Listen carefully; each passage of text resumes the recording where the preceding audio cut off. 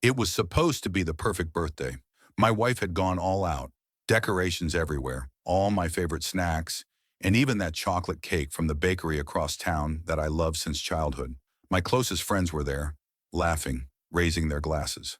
My wife looked radiant, her arm looped through mine, whispering, "This is all for you." I felt lucky, blessed even.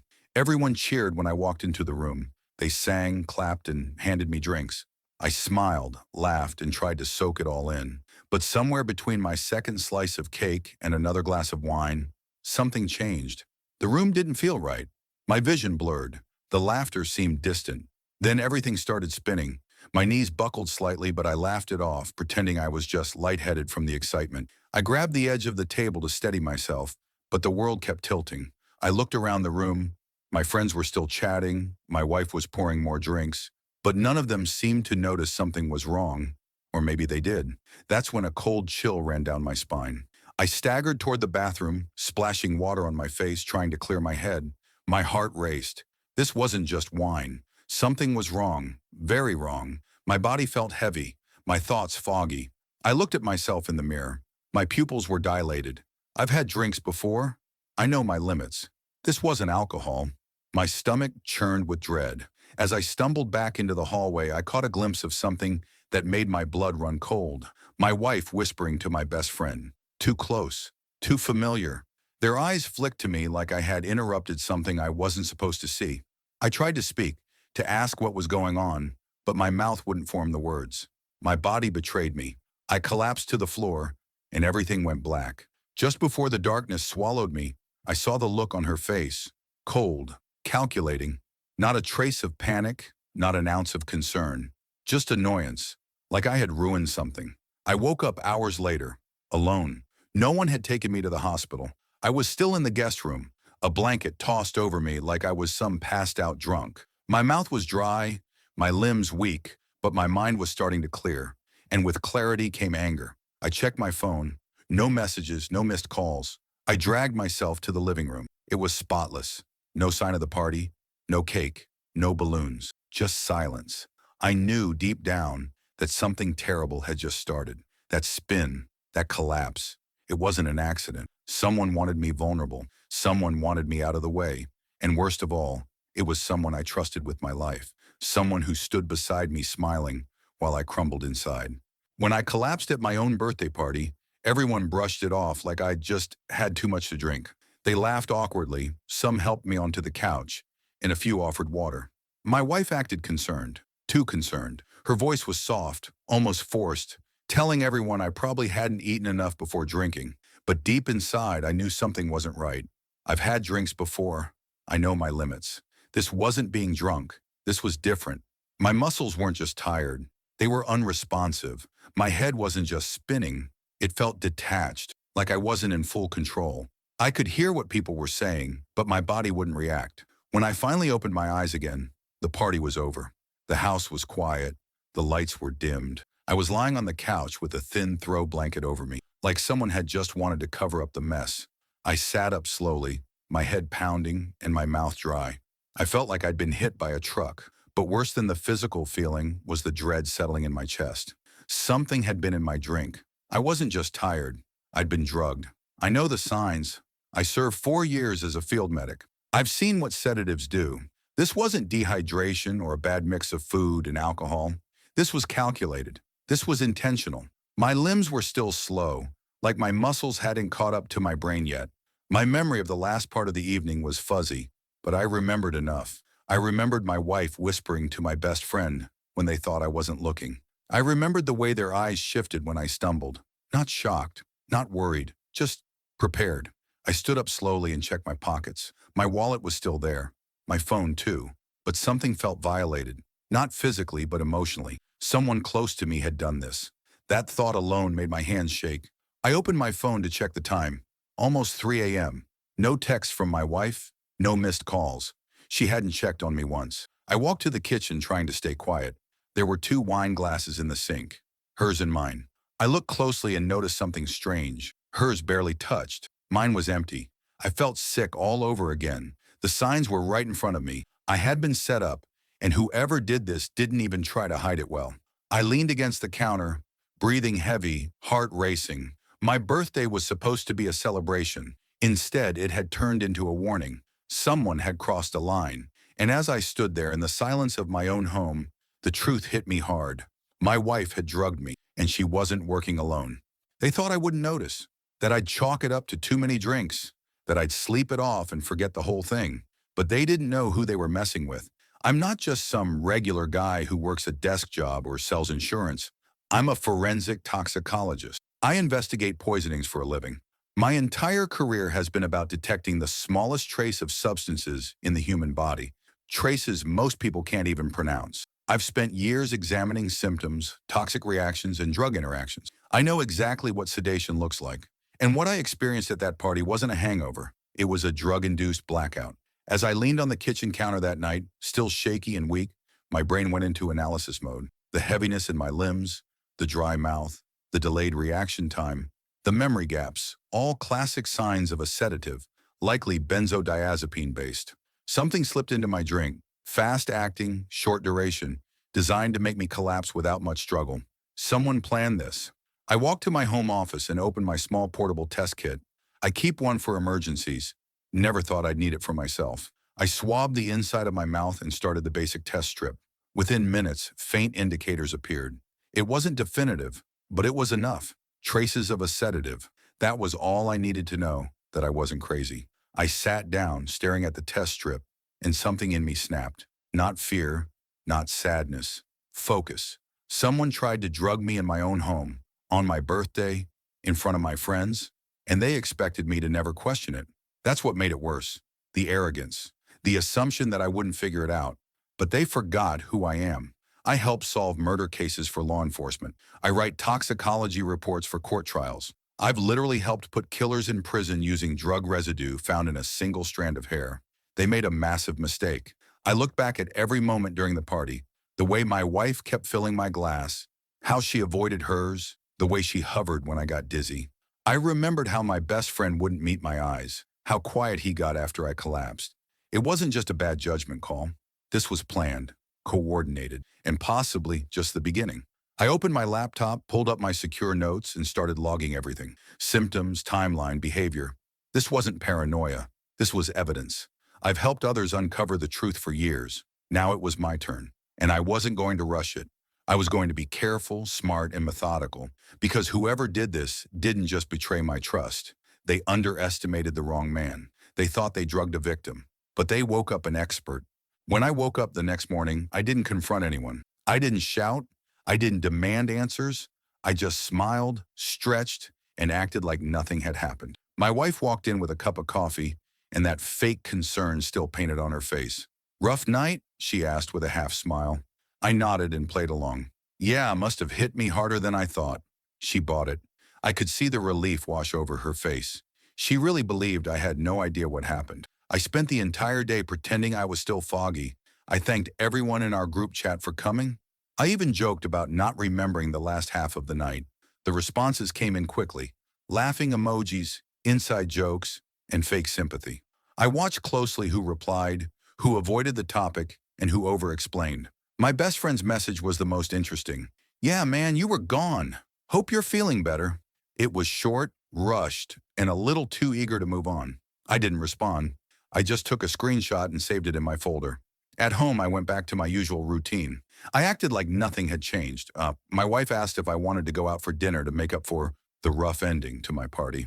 I agreed. I even laughed at her jokes. I was careful not to be too distant or too affectionate, just my normal self. I wanted her to feel safe, relaxed, unaware that I was collecting evidence with every conversation, every move. For the next few days, I watched everything. Who she called, what she texted, when she left the room to take a phone call. I started syncing our home's security camera data to my backup cloud account. She didn't know I had admin access to everything. I pulled the footage from the night of the party, zoomed in on the kitchen angle, and froze when I saw it. Her reaching into her purse, dropping something into my glass while my back was turned. My heart pounded, but my face didn't change. Not in the moment, not even when I rewatched it 10 times. I just saved the clip, encrypted it, and added it to my growing file. I knew if I confronted them now, I'd get lies, panic, and cover-ups. But if I stayed quiet, let them think they got away with it, they'd get sloppy. And that's exactly what I needed. I wasn't planning on revenge and rage. I was building a case, one that couldn't be denied, twisted, or explained away. So I smiled at breakfast, kissed her on the cheek before work. Let her believe she fooled me, because the longer she believed I was clueless, the more confident she got. And confidence, that makes people careless. I just had to wait, and I'm very, very good at waiting. The moment I was alone after the party, I did what I'd trained myself to do over years of working crime scenes. I preserved the evidence. I didn't waste time. I took a blood sample from myself before the drugs could fully leave my system. I stored it properly, labeled it, and the next morning, I quietly shipped it to a private lab I trusted. Not the hospital, not anywhere my wife or friends could trace. A quiet, independent place with no connections to my life. And then I waited. Those few days felt like forever, but I kept calm. I acted normal. I smiled at my wife. I replied to texts from friends, all while knowing the truth was coming. And soon it wouldn't just be a gut feeling or circumstantial signs. It would be facts, cold scientific facts. When the email finally arrived with the results, I locked my office door and opened it. As I read through the data, my heart didn't even race. I expected this. The analysis showed a very specific type of benzodiazepine in my system, commonly used in prescription sedatives. But it wasn't just that. The levels in my blood were carefully calculated. This wasn't a random overdose or a sloppy drugging. This dose had been timed to knock me out for a few hours, just long enough for something to happen while I was unconscious. Someone wanted me out of the way for a reason. I leaned back in my chair, staring at the report. Every line confirmed what I already knew. I wasn't imagining things. Someone at my birthday party, someone I trusted, had drugged me on purpose. And the presence of that specific sedative narrowed things down. It wasn't something you could buy off the street. It needed a prescription. That meant the person who slipped it into my drink either had access to it or knew someone who did. And in my circle, only a few people fit that profile, including my wife. Her mother had anxiety medication. My wife had mentioned it before, how she picked up her prescriptions now and then. That could be the source. I printed the report and filed it in a locked drawer. Now I had physical proof. Not just my word, not just security footage, but toxicology data that could hold up in court. It was the foundation of everything I would build next. I didn't feel fear. I didn't feel anger anymore. I felt focused. The kind of focus I feel when I'm reconstructing a case. But this time, it wasn't about a stranger. This time, the case was mine. I was the victim, and the suspects were in my home, smiling at me like nothing had happened. They had no idea the game had already shifted. I wasn't the one in the dark anymore. I had the evidence, and now I had a plan. Once I had the lab report in hand, the pieces started clicking together like a dark puzzle I never thought I'd have to solve. It wasn't just betrayal, it was premeditated. My wife didn't just want to knock me out for a prank or a scare. No, this had a much colder purpose. She wanted me out of the picture entirely, for good. And when I started digging through our finances, it all became painfully clear. 2 months before my birthday, she had increased my life insurance policy significantly. I never noticed at the time because I trusted her with those things. She handled the paperwork.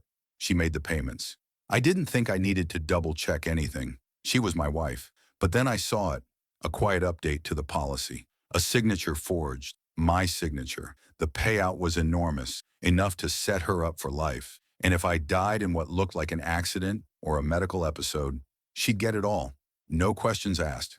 I also found recent transactions that didn't make sense. Money being moved into accounts I didn't recognize. One of them had her name on it. Another had initials that matched someone else I never expected to be involved. My best friend Jason. I remember Jason being overly attentive at the party, pouring drinks, keeping people distracted. He was one of the first to say I looked too drunk, to suggest I should lie down. At the time, I thought he was being helpful. Now I realized he was part of the plan. They both stood to gain if I were gone. She'd get the money, and maybe he'd get her. Or maybe they'd split everything and disappear together. I dug deeper into their texts. She had deleted most of her messages, but she forgot about the cloud backups. I recovered a few threads between them. Nothing explicit, but just enough to raise red flags. Phrases like, "It's almost done," and "He's clueless." Plans about after and travel. She had even started looking up homes in another city under a fake last name. She was preparing for a future without me in it. My hands were shaking, but not from fear, from fury and focus. They thought I'd never see this coming. They thought I'd be gone before I could ask questions. But I was alive. I was alert. And now I knew everything. My wife hadn't just betrayed me emotionally. She had tried to erase me completely, and Jason, the guy I once called my brother, had helped her. I couldn't believe the two people I trusted most had turned on me, but I didn't confront them. Not yet. I needed more. I needed a full picture. Because when I made my move, I wanted it to be final. I wanted them to know that I knew, and that I had outplayed them both. Once I knew what they were planning, I stopped being the victim. I became the one setting the stage. The first thing I did was create a fake will. I made it look real. Signed, dated, notarized. In that will, I left everything to a fake charity. Not a cent to my wife. I printed it and accidentally left it out in my office, half covered by some folders. I knew she'd snoop. And I was right. Later that night, I noticed it had been moved slightly. That meant she saw it. She probably panicked, realizing she might not get anything if I died too soon. Next, I rigged the house with hidden cameras. I installed one behind the bookshelf in my office, one in the kitchen vent, and another inside a smoke detector in our bedroom, all motion activated, all silently recording every move. I didn't want just suspicion, I wanted proof. I wanted to see what they did when they thought I wasn't watching. Then I did something bold. I messed with the drinks. I replaced the alcohol in my whiskey bottle with iced tea. It looked exactly the same, but when I poured myself a glass every evening, I stayed sharp. No more surprises. Meanwhile, I watched her pour drinks for herself, sometimes texting while watching me drink mine. She thought I was clueless. I was watching everything. I even set up my phone to back up the camera footage every night to a hidden cloud account. That way, even if they found the cameras and destroyed them, the evidence would survive. I started acting a little more careless too, leaving my phone unlocked, pretending to be drowsy after drinking, even faking a headache here and there. I wanted them to think their plan was still working. I even mentioned feeling off lately, wondering if I should see a doctor. I wanted to see how far they'd go, and they did not disappoint. One night I caught Jason sneaking into the kitchen through the back door while I was asleep. He poured something into a bottle and quietly slipped back out. All of it caught on camera. Another day I saw my wife on the phone whispering about timing and the weekend. I knew then that they were planning to try again, soon, so I planned something bigger. I scheduled a business trip and told her I'd be gone for the weekend, but I never left town. Instead, I stayed in a hotel across the street, watching the house through a lens. I gave them the perfect chance to strike, and sure enough, I caught them in the act, breaking into my office, searching for documents, deleting files. My wife even laughed and said, "He'll never see it coming." But I did. I saw everything, and the trap was now set tighter than ever. They had no idea the noose was already around their necks. I planned the second birthday celebration like it was the real thing. Decorations, drinks, cake, and all the usual guests. Everyone was invited again, just like the first time. But this time, I was in full control. I played along with the cheerful husband act, laughing, hugging, pretending like everything was fine. My wife smiled like nothing had ever happened. Jason shook my hand like we were still best friends. It was almost laughable. They thought they had more time. They thought they still had the upper hand. They didn't know this party was actually their reckoning. As everyone gathered in the living room, drinks in hand, I stood up and said I wanted to make a toast. The room quieted. My wife's smile widened, thinking I was about to say something sweet. I looked straight at her and said, "I want to thank you all for being here, especially the two people who tried to kill me." That made everyone freeze. You could hear the silence settle heavy in the room. My wife's face dropped. Jason stared like a deer in headlights. I pulled out my phone and connected it to the TV. One click, and the first video started to play. Jason sneaking into the kitchen and spiking my drink. The crowd gasped. My wife stood there, stunned. I let it play. Then another clip, her whispering into her phone, talking about the weekend, about how I won't be a problem much longer. Some people covered their mouths. Others just stared at her, confused and horrified. She tried to interrupt, but I raised my voice. "Don't even try," I said. "It's all been recorded. Every lie, every text, every camera angle. You played your part too well, but I played mine better." I opened my folder and tossed copies of the forged insurance documents onto the coffee table. Then came the fake will, which she had clearly read and reacted to days before. "You thought you'd collect everything," I said, looking directly at her. "You and Jason, happily ever after, funded by my death. Not today." The room was dead silent, except for the sound of people backing away from her. Jason tried to speak, but I shut him down. "Save it for the police. They're already on their way. And don't worry, I made sure the cloud backups went to my lawyer too. I looked around the room and said, this wasn't a party. This was a trap. And you both walked right into it. Right then, the doorbell rang. It was the officers. I had timed everything perfectly. As they walked in, I handed over the files, the USB with the videos, and copies of the insurance policy. My wife tried to play innocent, but it was too late. Jason didn't even speak. He just hung his head. As they were led away, I turned back to the crowd and simply said, now that's a real birthday surprise. The moment the police stepped into the house, everything changed. My wife tried to put on an innocent face, but she couldn't hide the panic in her eyes.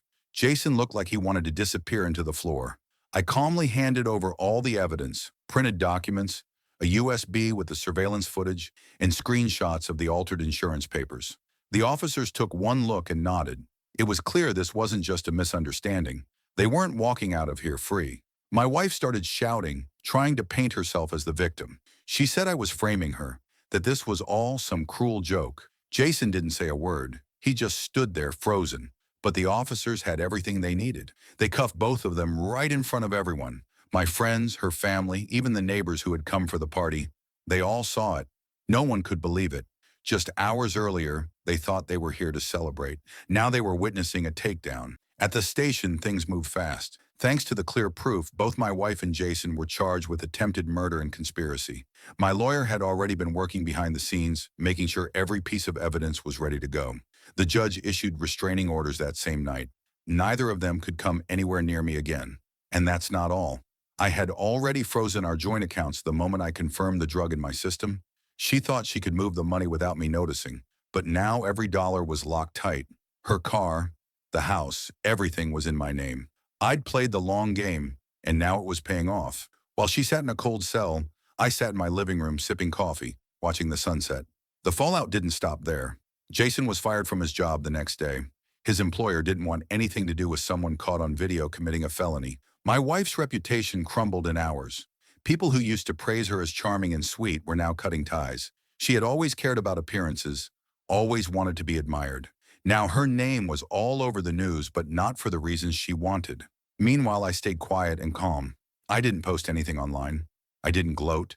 I let the evidence speak for itself. Everyone could see who they really were. I was done being the quiet husband in the background. I had flipped the script, and now I was the one in control. By the end of that week, I wasn't just a survivor. I was the man who outsmarted two snakes who thought they could kill me and walk away rich. And when people asked me how I stayed so calm, I just smiled and said, you don't try to poison a toxicologist. We always know what's in the drink. They thought I'd be dead by now. They thought I'd be just a sad story whispered at parties. Remember him? Overdosed on his birthday. But I'm still here, still breathing, still standing.